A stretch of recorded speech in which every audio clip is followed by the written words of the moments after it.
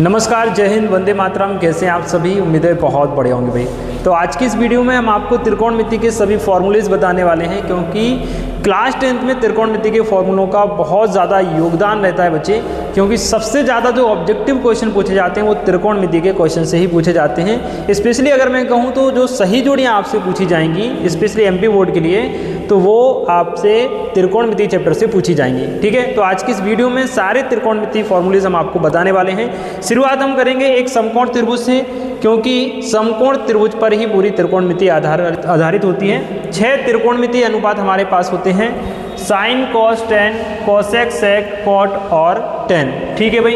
इसके बाद ये त्रिभुज लिया हमने, समकोण त्रिभुज, जिसमें 90 डिग्री के सामने कर्ण होता है, ये हमारा आधा और ये लंब। साथ ही एक फेमस ट्रिक जो कि आपने पढ़ी हुई है, जिसको हम बोलते हैं लाल बटे कक्का। लाल बटे कक्का में एल का मतलब लंब, ए का मतलब आधार और के का मतलब कर्ण होता है।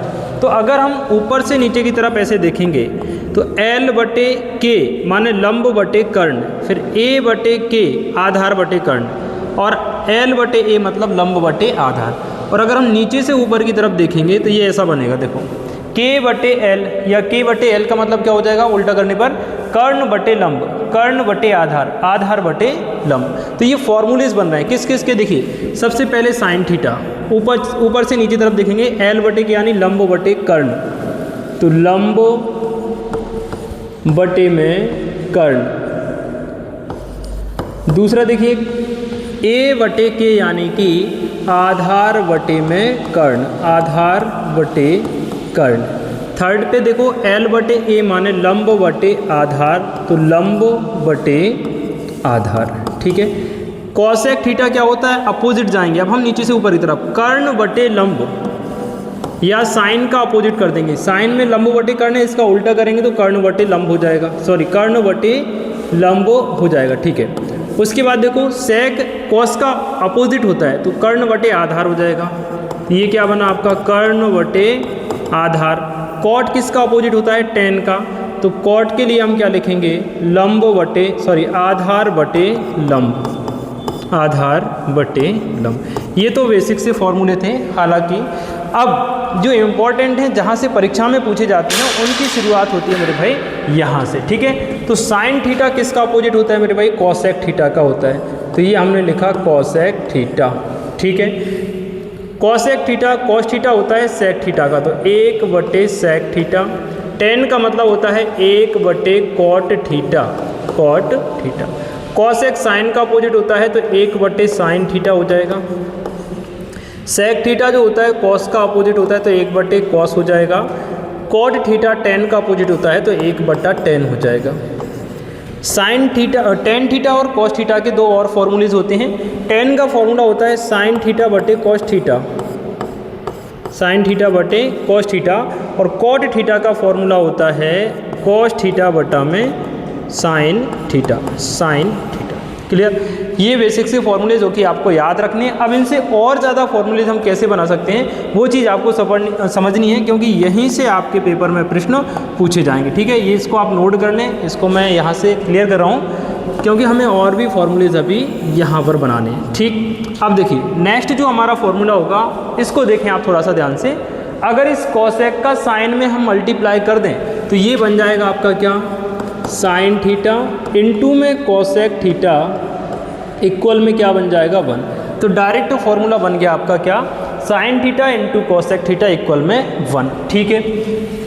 कॉसेक कॉस थीटा बराबर 1 सेक थीटा होता है, सेक का तिर्यक गुणा यहाँ पे करेंगे तो ये आपका नेक्स्ट फॉर्मूला बन जाएगा क्या, cos theta into sec theta equal में 1। ऐसे ही आप कॉट का 10 में मल्टीप्लाई करेंगे तो क्या बन जाएगा, tan theta into cot theta equal में 1।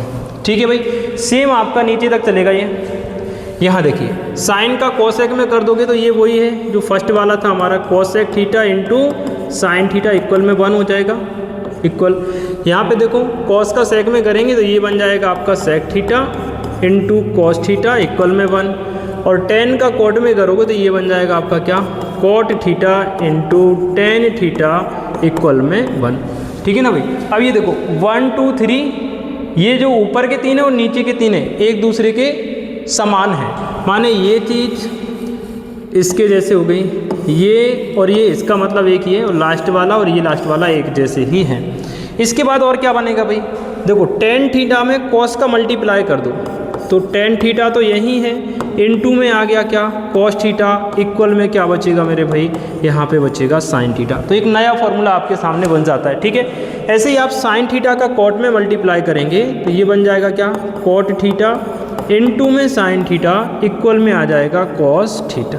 क्लियर। तो ये कुछ और फॉर्मूलेज हमने बना लिए। अब पेपर में कोई सा भी आ जाए आप उसको गलत नहीं करेंगे। इसके बाद सबसे इम्पॉर्टेंट होती हैं त्रिकोणमिति में सर्व समीकरणाएँ, और सर्व समीकरणाएँ स्पेशली 3 होती हैं, और उन 3 सर्व समीकरणों से हम 12 से 15 सर्व समीकरणाएँ बना लेते हैं, ठीक है। तो चलिए अब हम सर्व समीकरण देखते हैं, आप इसका स्क्रीनशॉट ले सकते हैं, इसको हम यहाँ से क्लियर करते हैं, ठीक है।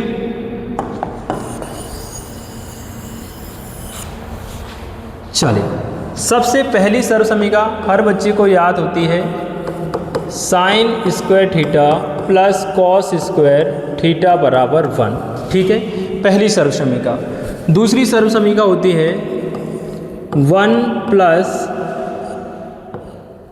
टेन स्क्वायर थीटा इक्वल में 1, सॉरी इक्वल में sec square theta, sec square theta.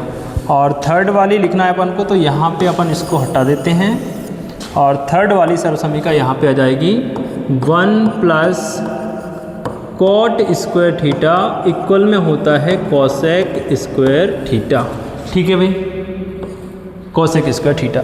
अब इनसे और ज़्यादा सर्व समीकरण हम कैसे बना सकते हैं वो आप समझिएगा एक एक करके। देखो साइन स्क्वायर थीटा को हम यहीं छोड़ देंगे, तो साइन स्क्वायर थीटा बराबर ये 1 यहीं रहेगा, ये कॉस इस तरफ आ जाएगा तो माइनस का हो जाएगा भाई कॉस स्क्वायर थीटा, ठीक है ना। ये इसको आप ध्यान ना दें। 2 सर्व समीकरण हो गई। अब हम क्या करेंगे, कॉस स्क्वायर को यहीं छोड़ेंगे। आपको फर्स्ट वाली याद रखना है, इस बार हमने कॉस को यहीं छोड़ा, साइन को उधर ले गए, तो बराबर में 1 था, माइनस का क्या हो जाएगा साइन स्क्वायर थीटा। या मैं एक काम और करता हूँ कि इसके पहले एक और आपको बता देता हूँ यहीं से, इसको हम बाद में देखेंगे। देखो इस बार हमने क्या किया, साइन का स्क्वायर हटा दिया, साइन का स्क्वायर हटा दिया तो ये बन जाएगा अंडर रूट में 1 minus cos square theta. Clear.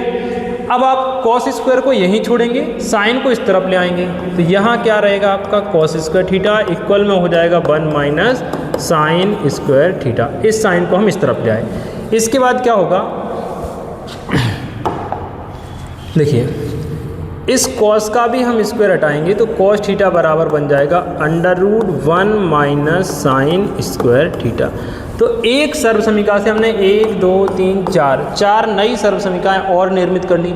इसी प्रकार से आप इनसे 4-5 बनाएंगे और इनसे भी क्या बना लेंगे, 4-5 बना लेंगे। इसमें एक चीज़ और मैं आपको बता रहा हूँ, ये जो पहली सर्व समीकरण हमारी लिखी है ना, इसको हम ऐसे भी लिख सकते हैं। देखो sign square theta plus cos square theta equal में 1 है। अगर हम इसको ऐसे लिख दें, देखो भाई sign square theta plus cos square theta equal में 1 को हम 1 का वर्ग लिख सकते हैं, क्योंकि आप 1 का वर्ग करेंगे तो भी क्या आएगा, 1 ही आएगा। क्लियर ना। अब देखो इस 1 का आप स्क्वायर हटाओगे तो इस पूरे के ऊपर क्या आ जाएगा, रूट आ जाएगा। यानी हम ये कह सकते हैं कि under root sine square theta plus cos square theta equal में क्या आएगा, 1। चाहे तो बिना अंडर रूट में लिखा हो sign square theta plus cos square theta बराबर 1, या रूट में लिखा हो तब भी उसका मान 1 ही आएगा। अगर पेपर में आ जाता है तो आपको कंफ्यूज बिल्कुल नहीं होना, ठीक है। अब आ जाओ यहाँ पर भाई, अगली जो सर्व समीकरण है 1 प्लस टेन स्क्वायर थीटा बराबर सेक स्क्वायर थीटा। हम क्या करते हैं, टेन स्क्वायर थीटा को यहीं छोड़ते हैं और सेक स्क्वायर थीटा हमारा यहीं रहा, ये 1 इधर ले आए तो माइनस का हो गया। इस बार हमने 10 का स्क्वायर हटा दिया, तो 10 का स्क्वायर हटाएंगे सामने वाली संख्या पे क्या लगेगा, रूट लग जाएगा, तो under root sec square theta minus का 1 हो जाएगा। अब की बार हमने सिर्फ 1 को यहीं छोड़ा, यहाँ हमारे पास क्या था, सेक स्क्वायर थीटा और माइनस का हो जाएगा टेन स्क्वायर थीटा। देखो पहली सर्व समीकरण में हमने 1 को यहीं रखा, इस टेन स्क्वायर थीटा को ले गए इस तरफ तो क्या हो गया, माइनस का। अब देखो अगर दोनों पक्षों का वर्गमूल लेंगे तो भाई 1 का वर्गमूल तो 1 ही होता है, और इस पे क्या आ जाएगा, वर्गमूल सेक स्क्वायर थीटा माइनस का टेन स्क्वायर थीटा। ये ठीक उसी प्रकार है जैसे हमने यहाँ पे किया था भाई। इस 1 को हमने क्या लिखा था, 1 का वर्ग। ऐसे ही आप इस 1 को 1 का वर्ग लिख सकते हो, उसका वर्ग हटाओगे, इस पर क्या आ जाएगा, वर्गमूल। तो अगर इस ऐसा लिखा जाए तब भी उसका मान 1 होगा, ये लिखा है तब भी उसका मान क्या हो जाएगा, 1। ठीक है भाई। अब हमारे पास लिखा है 1 + tan स्क्वायर थीटा बराबर sec स्क्वायर थीटा। तो हम ऐसा लिख लेते हैं इसको, sec स्क्वायर थीटा को हमने इस तरफ कर दिया और 1 + tan स्क्वायर थीटा को इस तरफ कर लिया। और यहाँ से हमने sec का स्क्वायर हटा दिया, स्क्वायर हटा दिया, तो ये क्या बनेगा, 1 + tan स्क्वायर थीटा। ठीक है। इस प्रकार से देखो एक सर्व समीकरण हमारे पास थी और हमने 6 नई और सर्व समीकरण बना ली। तो किसी भी प्रकार से एग्जामिनर आपसे पेपर में पूछ सकता है, आपको वहाँ पे गलती नहीं करनी है। ठीक है। एक लास्ट सर्व समीकरण और देखते हैं, 1 + cot स्क्वायर थीटा बराबर cosec स्क्वायर थीटा है। हमने क्या किया भाई, 1 को यहीं छोड़ा, इक्वल लगाया, ये हमारा है cosec स्क्वायर थीटा और cot स्क्वायर थीटा यहाँ पे आ जाएगा, ये हो जाएगा माइनस का। ठीक है भाई। अब वही चीज़ कि भाई 1 का वर्गमूल लेंगे तो 1 ही आएगा और इसका वर्गमूल लेंगे तो इस पर क्या आ जाएगा, रूट आ जाएगा, cosec स्क्वायर थीटा माइनस का cot स्क्वायर थीटा। इस बार हमने cot स्क्वायर थीटा यहीं छोड़ दिया और 1 को ले गए उस तरफ, तो 1 उस तरफ जाके हो जाएगा cosec स्क्वायर थीटा माइनस का 1। cot स्क्वायर का हमने स्क्वायर हटा दिया तो cot थीटा बराबर हो जाएगा under root cosec square theta minus का 1। क्लियर। फिर क्या करेंगे हम भाई, ये जो cosec पे स्क्वायर लगा है ना, इस स्क्वायर को हटाएंगे तो इस पर क्या लग जाएगा, स्क्वायर रूट। यानी अगली सर्व समीकरण क्या बनेगी, cosec थीटा बराबर अंडर रूट के अंदर 1 + cot स्क्वायर थीटा। ठीक है। ये सारी सर्व समीकरण यहाँ पर आपकी हो गई, इनसे बाहर आपका पेपर में प्रश्न नहीं जाएगा। एक छोटी सी चीज़ और है जो मैं आपको बताना चाहूँगा, पहले आप इसका स्क्रीनशॉट लीजिए क्योंकि कई बार यहाँ से भी क्वेश्चन आ जाता है। मैं अभी यहाँ से इन सारी चीज़ को क्लियर कर रहा हूँ, या ऐसा करते हैं, चलो पेज ऐड कर लेते हैं। ठीक है भाई। अब सुनो, कभी कभी ये फॉर्मूलेज भी पेपर में पूछे जाते हैं त्रिकोणमितीय अनुपात वाले, कि sin 90 - थीटा पूछ लेगा आपसे, आपसे पूछ सकता है cos 90 - थीटा, एंड फिर आपसे पूछेगा क्या, tan 90 - theta, sine cos tan होगा। इसके बाद आपसे पूछेगा cosec 90 - थीटा, फिर आपसे पूछ सकता है sec 90 - थीटा, और आपसे पूछ सकता है cot 90 - थीटा। ठीक है। तो यहाँ अपोजिट एक चिन्ह याद रखना आप, मैं भी लिख दूंगा यहाँ पे इन तीनों को सामने। देखो sin 90 - थीटा क्या होता है, cos थीटा। sin 90 - थीटा क्या होता है, cos थीटा। cos 90 - थीटा क्या होता है, sin थीटा। एक दूसरे के अपोजिट चलते हैं। tan 90 - थीटा का मतलब होता है cot थीटा और cosec 90 - थीटा का मतलब होता है sec थीटा। sec 90 - थीटा क्या होता है, cosec थीटा। ठीक है। cot 90 - थीटा क्या हो जाता है आपका, tan थीटा। तो ये 6 फॉर्मूलेज और आप याद रखेंगे क्योंकि यहाँ से भी कई बार पेपर में प्रश्न पूछा जाता है। इनको याद करने के लिए एक और तरीका है, आप समझ लीजिएगा। एक एरो मैं यहाँ बना रहा हूँ, एक डायरेक्शन इस तरफ और एक डायरेक्शन इस तरफ। ठीक है। और यहाँ हमने लिखा क्या, sin थीटा, यहाँ लिख दिया मैंने cos थीटा।